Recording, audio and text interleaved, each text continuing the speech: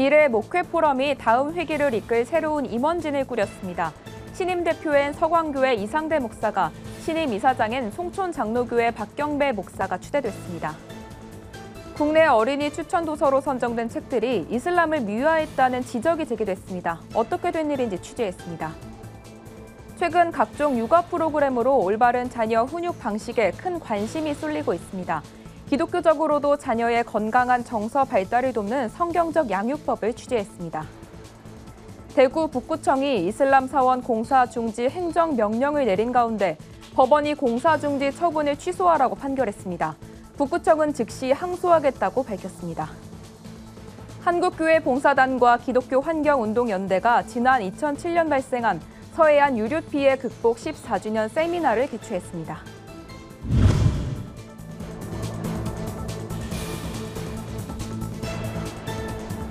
여러분 안녕하십니까? 구TV 뉴스입니다. 미래 목회 포럼이 제18차 정기총회를 열고 새로운 임원진을 꾸렸습니다.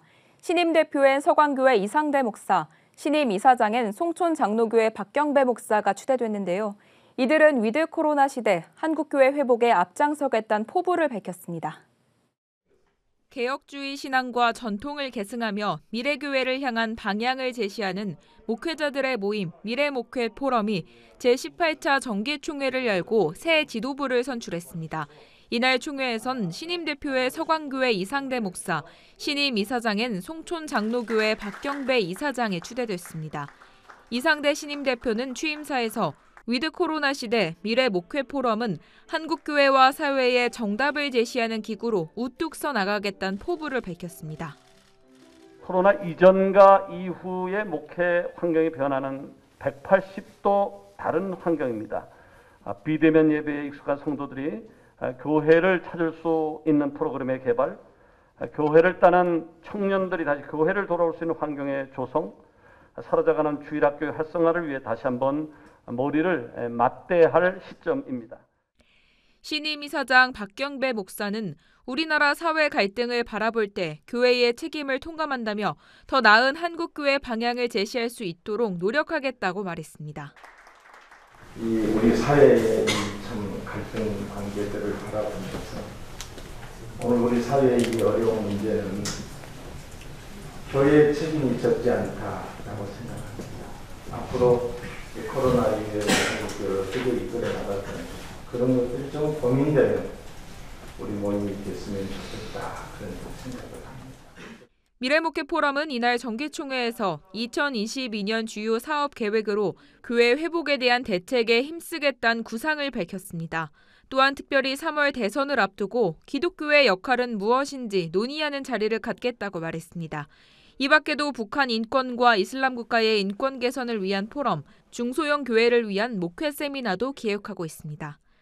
한편 이날 자리에 모인 미래목회 포럼 목회자들은 한국교회 거룩성 회복과 코로나19 종식, 한국교회 연합, 대통령 선거와 사회 통합을 위해 한마음으로 기도하며 18회기 정기총회를 마무리했습니다. 구TV 뉴스 하나은입니다. 국내 어린이 추천 도서로 선정된 책들 중 일부가 이슬람을 미화했다는 지적이 나오고 있습니다. 해당 도서들은 학교 도서실에서도 쉽게 찾아볼 수 있었는데요. 전문가들은 학생들이 해당 책들을 접했을 때 이슬람에 대해 분별력을 잃을 수 있다고 우려의 목소리를 높였습니다. 김예지 기자가 취재했습니다. 세 권의 책들은 이슬람에 대한 오해는 무엇인지, 이슬람은 어떤 문화를 가진 종교인지 다루고 있습니다. 모두 국내 어린이와 청소년 추천 도서로 선정됐으며 학교 도서실에서도 쉽게 찾아볼 수 있습니다. 그런데 이 책들의 내용이 이슬람을 미화했다는 지적을 받고 있습니다. 저자인 A 교수가 무슬림 신자여서 책 자체에 객관성이 없다는 겁니다. A 교수는 평소 자신은 무슬림이 아니라고 부인해왔습니다. 하지만 지난 언론 자료들을 통해 A 교수가 무슬림이라는 흔적을 발견할 수 있었습니다. A 교수는 한 언론과의 인터뷰에서 이슬람의 대중화를 위해 목숨을 걸었다고 했고 신문 광고에도 이슬람 청년회 회장이라고 게재돼 있었습니다. 또 한국이슬람교 중앙회 사무총장으로도 활동한 바 있습니다. 이슬람 전문가들은 A 교수가 무슬림인 걸 숨겼다는 것 자체가 해당 도서들에 대한 분별력에 의심을 가질 수밖에 없다고 말합니다.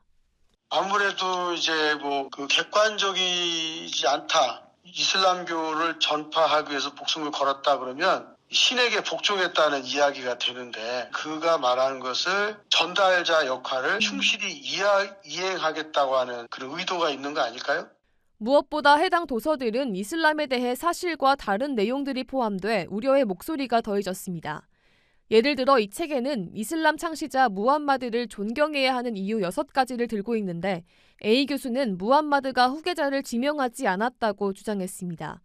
하지만 추 아부바크르는 칼리프로 추대된 바 있습니다. 칼리프는 무함마드의 후계자이며 모든 무슬림의 지도자를 뜻합니다. 이슬람 전문가들은 A 교수가 근거 없는 주장을 펼치는 데는 이슬람 교리와 연관이 있을 것이라고 분석했습니다. 얼마든지 이렇게 거짓말로 사실이 아닌 것을 사실인 것처럼 이렇게 얘기하면서 해도 괜찮다는 이 코란의 이슬람의 교리가 그게 타키야 교리인데 필요할 때는 거짓말해도 된다 쪽으로 발전이 돼가지고 신뢰할 수 없을 때가 많아요. 이슬람은 수단과 방법을 안 가리고 세계를 이슬람화하려고 그러는 그런 그 대전제가 있거든요.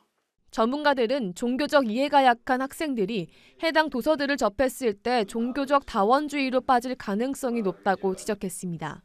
기독교와 이슬람의 신앙을 동일한 것으로 보게 되거나 편향된 가치관을 심어줄 수 있기 때문입니다.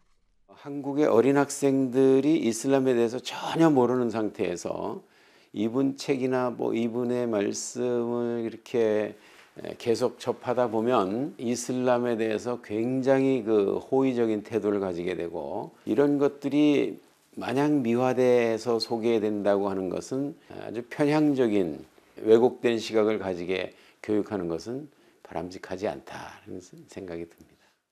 종교의 자유가 있는 대한민국에서 특정 종교를 막을 수는 없지만 전문가들은 종교 서적으로 인해 학생들의 사상에 악영향을 주지 않도록 정부기관의 역할도 중요할 것이라고 조언했습니다. 이슬람과 관련된 도서들을 쉽게 접할 수 있는 만큼 이슬람에 대해 미화된 자료들을 사전에 분별하는 작업이 필요해 보입니다. 굿티비 뉴스 김예지입니다.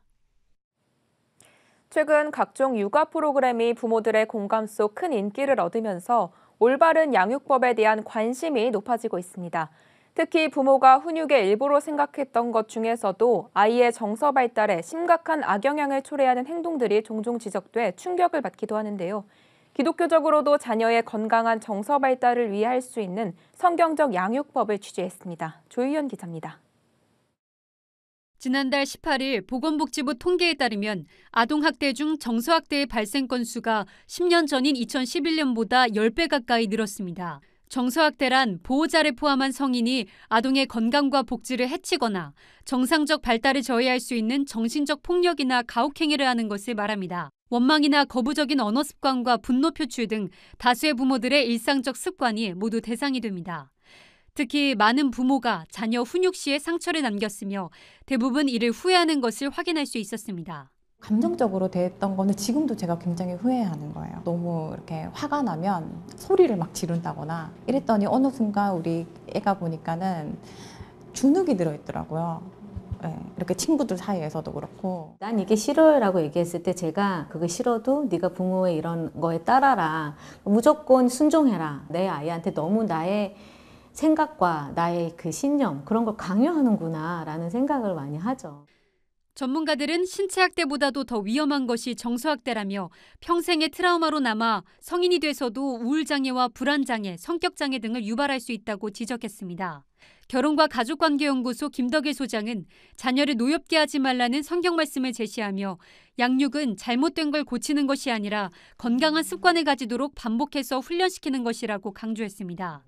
많은 부모가 어른의 기준으로 자녀를 보고 할 수 있을 것이라고 판단하기 때문에 못하면 화를 내게 되고 고치는 데 집중하지만 그것은 아이들의 인지 발달 수준을 과대평가한 부모의 오류라는 겁니다.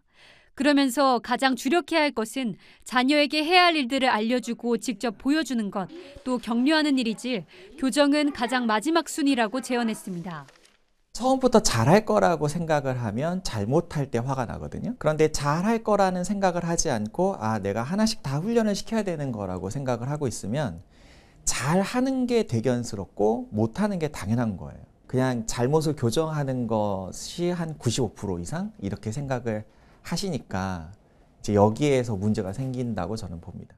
아동발달 전문가들은 정서학대를 예방하기 위해서는 우선 부모의 정서 상태부터 안정적으로 만들어야 한다며 그러기 위해서는 자녀와 떨어져 스트레스를 해결할 수 있는 정기적 시간이 꼭 필요하다고 당부했습니다. 구TV 뉴스 조유현입니다.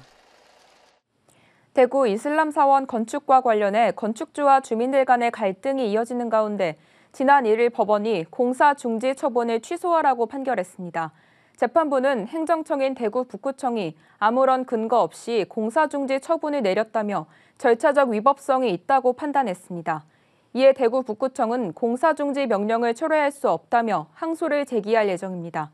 북구청 관계자는 이슬람 사원 공사 허가 당시 민원이 발생할 경우 해당 민원을 해결한 다음에 공사를 재개한다는 조건이었지만 이 부분이 판결에서 고려되지 않았다며 기일 내 항소장을 제출하겠다고 밝혔습니다. 한국교회 봉사단과 기독교환경운동연대가 지난 2007년 발생한 서해안 유류 피해 극복 14주년 세미나를 개최했습니다. 특히 이번 세미나에선 서해안 유류 피해 극복 사례를 통한 기독교의 성과와 앞으로의 과제를 살펴보는 시간을 가졌습니다. 이날 세미나에서 한교봉과 기환연은 서해안 유류 피해 당시 80만 명의 그리스도인들이 이곳으로 몰려와 기적을 만들어낸 것은 하나님의 은혜라며 앞으로의 기후재난 극복을 위해 그리스도인들이 생태적 회심으로 창조신앙을 회복하는 것이 필요하다고 강조했습니다. 기독교 자살 예방센터 라이프호프가 오는 7일 열리는 제3회 국회 자살 예방 대상에서 표창을 수상한다고 3일 밝혔습니다. 라이프호프 이사장인 임용택 목사는 보건복지부 장관상을, 사무총장 장진원 목사는 교육부 장관상을, 자살 예방 교육 강사인 오병석 목사는 소방청장상을 각각 받게 됩니다. 국회 자살 예방 포럼이 주최하는 국회 자살 예방 대상은 자살 예방 분야에 3년 이상 헌신하고 활동 실적이 있는 수상자를 대상으로 선정하고 있습니다. 유니세프 한국위원회가 3일 세계 장애인의 날을 맞아 청각장애 아동의 권리 증진을 위한 유엔 아동권리협약 수어 영상을 제작했습니다. 영상은 유엔 아동권리협약 54개 조항 전체를 수어로 담은 국내 최초의 영상입니다. 이번 영상은 40만 명에 이르는 국내 청각 장애인에게 아동 권리를 알리고 장애 유무와 상관없이 모든 어린이가 아동 권리 교육 기회를 공평하게 누려야 한다는 의미에서 제작됐습니다.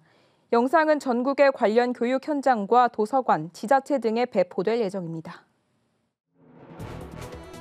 오늘의 이슈 포커스입니다. 정부가 국내 코로나19 유행과 오미크론 변이 확산을 막기 위해 사적 모임 인원 제한을 강화하기로 했습니다. 또 백신 접종 확인이나 음성 확인서가 있어야 시설 출입이 가능한 방역 패스도 전면 확대하기로 했습니다. 이에 따라 다음 주부터 4주 동안 사적 모임 허용 인원이 수도권은 최대 6인, 비수도권은 8인까지로 제한되며 식당과 카페를 포함한 대부분의 다중이용 시설은 방역 패스가 있어야만 출입이 가능해집니다. 코로나19의 새로운 변이 바이러스인 오미크론 변이의 국내 추가 유입을 막기 위해 정부가 3일부터 모든 입국자를 격리 조치합니다. 이에 따라 오는 16일까지 해외에서 국내로 들어오는 모든 내국인은 코로나19 백신 접종 여부와 상관없이 10일간 격리해야 합니다. 또 내국인과 장기 체류 외국인은 자가 격리를 하고 단기 체류 외국인의 경우 정부가 마련한 임시 생활시설에서 격리됩니다. 내년 국가 채무가 1,000조 원을 돌파해 사상 처음으로 국내 총생산의 절반 수준에 이를 것으로 보입니다. 3일 국회를 통과한 2022년 예산에 따르면 내년 국가 채무는 1,064조 4천억 원으로 올해 본 예산 965조 원보다 108조 4천억 원가량 많았습니다. GDP 대비 국가 채무는 올해 본 예산의 47.3%에서 2.7%포인트 오른 50%에 달할 전망입니다. 이는 정부안보다 0.2%포인트 하락한 것이며 통합재정 수지 적자 규모도 정부안 55조 6천억 원에서 1조 5천억 원 줄어든 54조 1천억 원으로 개선됐습니다. 올해 10월 전국 주택 매매량이 지난해보다 18.8%, 한 달 전에 비해서는 7.8% 줄어든 것으로 나타났습니다. 국토교통부는 10월 전국 주택 매매량이 총 7만 5,290건으로 집계돼 작년 같은 달 9만 2,769건보다 18.8% 줄었다고 밝혔습니다. 한 달 전 8만 1,631건과 비교하면 7.8% 줄어든 것으로 집계됐습니다. 특히 서울 등 수도권은 31,982건으로 1년 전 41,884건보다 23.6% 줄었습니다. 굿TV 뉴스 박재현입니다. 굿TV 월드와이드입니다. 남아프리카 공화국 국립전염병연구소 등이 코로나19의 새로운 변이인 오미크론의 재감염 위험이 베타나 델타 변이보다 3배 높다고 밝혔습니다. 남아공 국립전염병연구소는 최신 발견에 따르면 오미크론 변이가 이전 감염으로 형성된 면역을 회피할 능력이 있다는 역학적 증거가 있다고 전했습니다. 오미크론은 백신으로 형성된 면역도 회피할 수 있다는 우려가 제기되고 있습니다.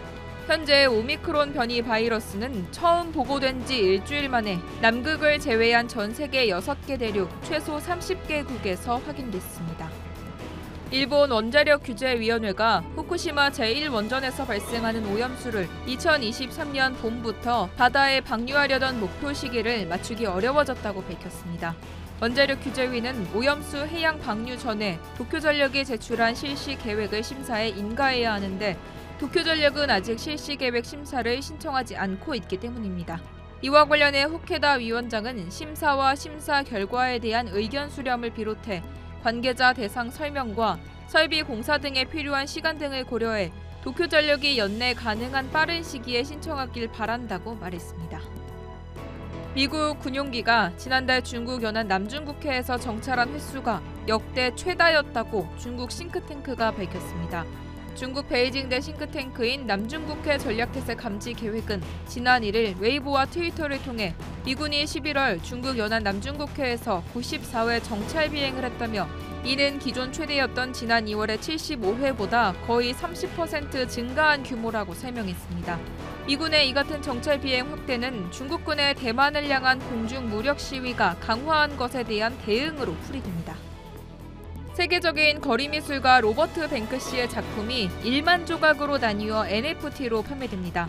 NFT란 블록체인 암호화 기술을 활용해 JPG 파일이나 동영상 등 콘텐츠에 고유한 표식을 부여하는 신종 디지털 자산입니다. 이번에 판매되는 작품은 뱅크시의 2005년작인 사랑은 공중에라는 회화 작품입니다. 이 작품은 가로와 세로 각 100개로 나누어 총 10,000개의 고유한 사각형 조각을 만들고 각 조각에 해당하는 NFT를 한화 약 176만 원가량에 판매할 예정입니다. 월드와이드였습니다.